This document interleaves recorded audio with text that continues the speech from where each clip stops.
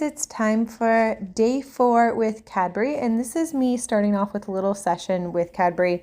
So Joe had lots of other stuff that he had to do, which totally fair. He's got a couple farms and they've got trail rides and all sorts of stuff. You should definitely check out Kay's Acres if you're ever in Virginia. So I thought, okay, well, I'll do a little session with Cadbury and just make sure he's getting more and more comfortable with having something around his belly. So to start with, I used a bareback pad, which he's got such a little belly, so I had to put a big thick pad underneath and then had him doing some little jumps with that to help make sure he was comfortable, using a little piece of binder twine to help make sure that it doesn't slide back.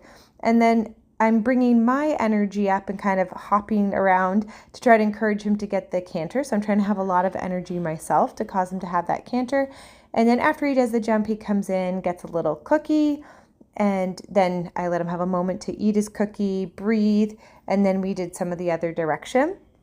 Now, he was doing really, really well with this, so I didn't spend a ton of time. I would say that he did the jump probably a couple times each direction. And then I also took some breaks and did some of this rubbing and touching work where I'm just trying to get him to be more comfortable with stuff in general being around his body. So that way, hopefully, when he's ridden, that he'll be a little bit more prepared for having hopefully Joe up on his back and being able to just kind of ride him and be more comfortable. And I even do this thing where I hold the flag up kind of over where the riding position would be, just to kind of get his eye used to something different being up there. And at first he's kind of looking like, oh, like what's that supposed to mean? And then I'm just giving him those cookies for positive reinforcement to praise him for not reacting. And you can see he has some tenseness. And when I first brought the flag down onto his back, he was like, oh no, like what's that? And I'm trying to keep my body very neutral in posture. So there's nothing in my body that's saying like we need to do this or we need to do that. So that way he understands that this is just a standing still thing. This is not needing to move type of exercise. Getting the cookies along the way so he knows that he's rewarded. And it also kind of reaffirms for him, like I asked and you tried, you did really well, and now we're going to give you the cookie for that. So then after standing for a little bit, I ask him to go out and canter the jump.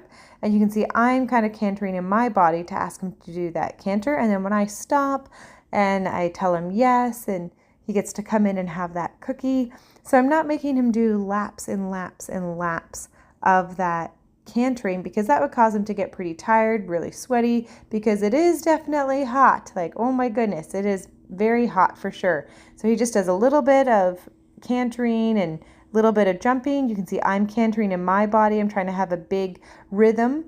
And the flag that I'm using to help him go, you got to see he's not like terrified of the flag. Like I can rub him all over with the flag, but I use it because it gives a good visual of, hey, like, let's move, let's do something. And it helped him figure out the rhythm so he could move. Now there was a moment where he kind of backs up and feels the girth a little bit around his belly. But overall, I'm really proud that he's not feeling the need to do any bucks or broncs. So I'm like, okay, hopefully that part of your training has gone completely away. That would be great if we've gotten you to a place of relaxation and comfort that you're okay. So we're going to take off this bareback pad. And then I thought, okay, well, why don't we try doing the saddle and see how that goes? But before I take off the bareback pad, you can kind of see I'm pulling on that a little bit. And he backed up to get his cookie. So I'm just going to bring him forward again so he understands to just stand still and no need to back up to get the cookie. So I'm just kind of pulling on that girth. And then I thought, okay, I'll get him to do some of these neck bends for the cookie, which will help set him up for riding, because then when we're riding and we want to give the cookie, you bend your head to take the cookie, or the horse bends their head to take the cookie. And so I'm trying to tease him back with the cookie to show him like, look, when I'm at the girth and something's at your girth, you can bend your head. You don't need to move your feet. You can just bend your neck, turn your head to be able to take that cookie. So you can see there, the next time he does a lot better, turning his head left. And then also when Joe did his little ride on him, he felt that he was very stiff in one direction. So this is also helping with the bending in both directions. So it's like being on one side and offering him the cookie for that bend, which is kind of like that one ring bend, essentially that same posture that they would take. And then here doing the same thing, I'm kind of moving around the pad and I'm offering him that cookie to ask him to bend to the one side. And he is stiffer to the left than he is to the right, which is reasonable and fair. We're not all symmetrical. I know that I'm definitely not symmetrical. I'm tighter on my right side and have some like hip pain that I have to stretch out and things like that. And with horses, it's totally natural as well that they're out in the field, usually working one side or stretching one side. And unless we're coming out to help them with their symmetry, then they do tend to have a weak side and a strong side, just like we do. So as he starts to get into more work, it should become a little bit easier for him because then he'll be working both the right and left side. So everything we do with the horses, we try to do both sides. And if one side seems a little weaker, then we tend to spend a little bit more time on that weak side to help it become a little bit stronger. And then here for saddling, I thought, you know what, I'll just not even bother hooking up a rope or anything. Let's see if we can just use a bunch of positive reinforcement to reward him for what he's doing.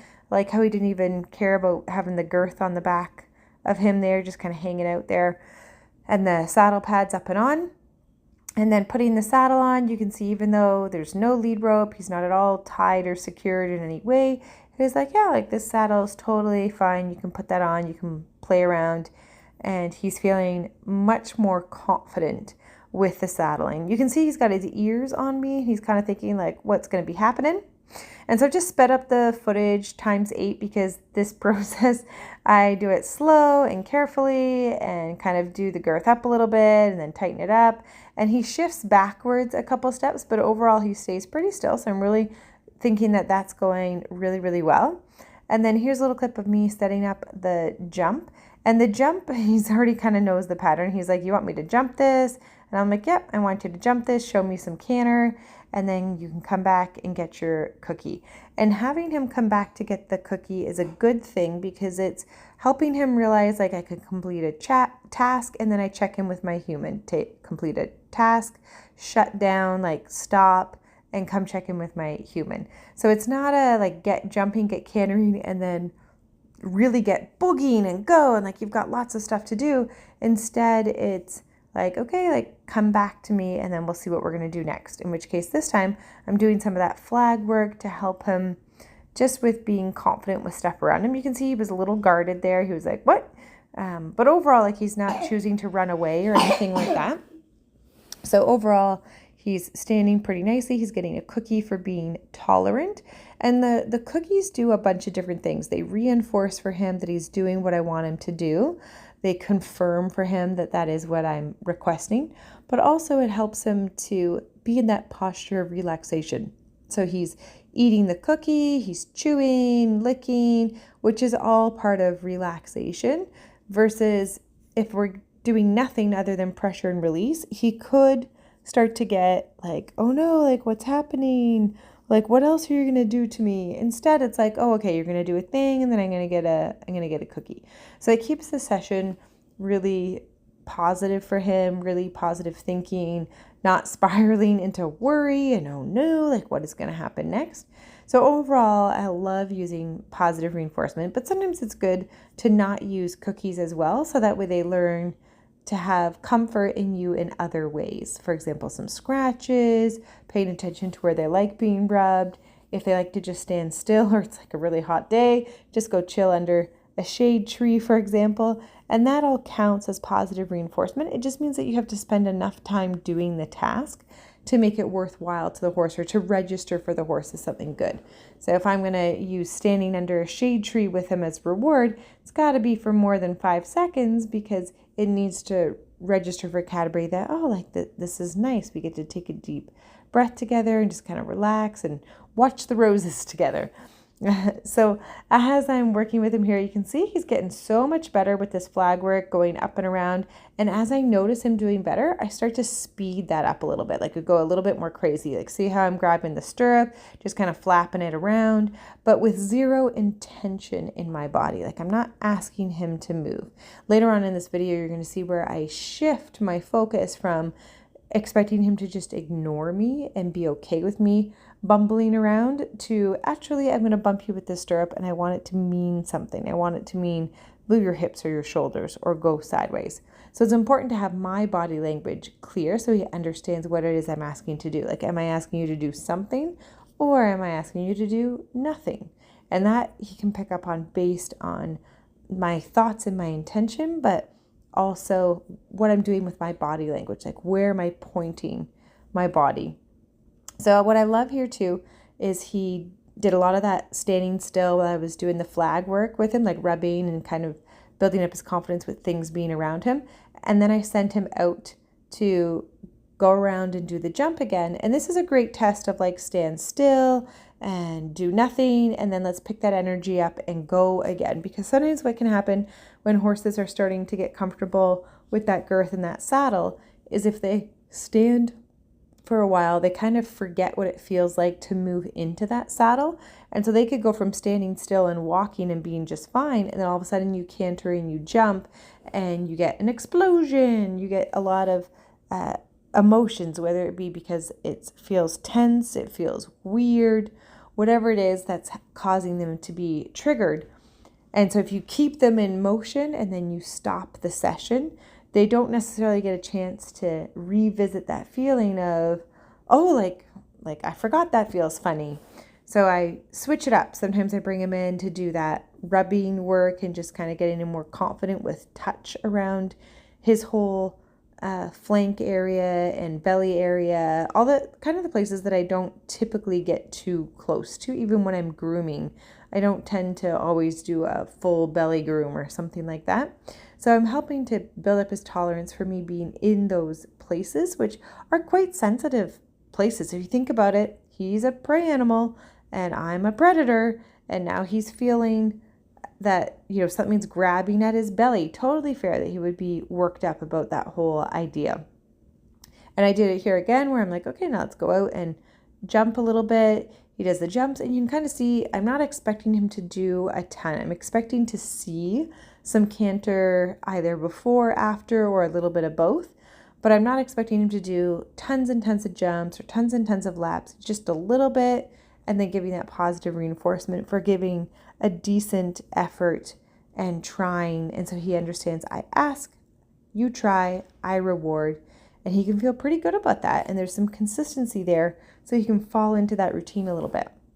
So this part now is where I started to move his body parts with the stirrups, and I've sped up this footage times 2 just to make it not so ridiculously long for you guys, but you still get to see that I'm moving his shoulders or moving his haunches, meaning his hind end, and practicing moving those body parts a little bit. So here I'm moving the shoulders, and he does really nicely of doing some nice crossed legs of the front legs.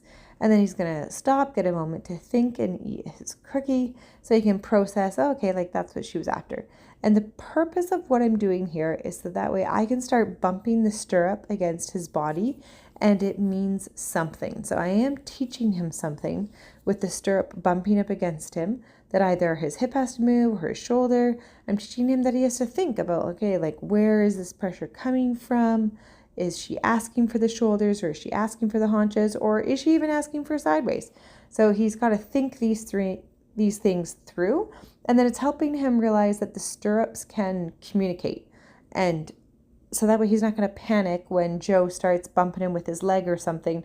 I want him to remember, oh, okay, like this is similar to when the stirrup was bumping me around and Lindsay was telling me to move like left or right, use the shoulders, however you want to phrase it.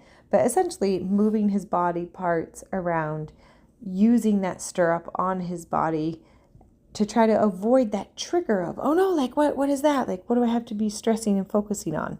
So instead, I'm just like, here we go. I'm going to guide you where we're going and wait for him to get a good moment or two before I stop and praise or even give that cookie.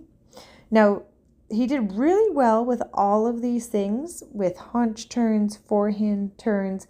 The one part that he was sticky was what I'm doing right here, which is asking him to go sideways to the right, meaning his body is moving to the right.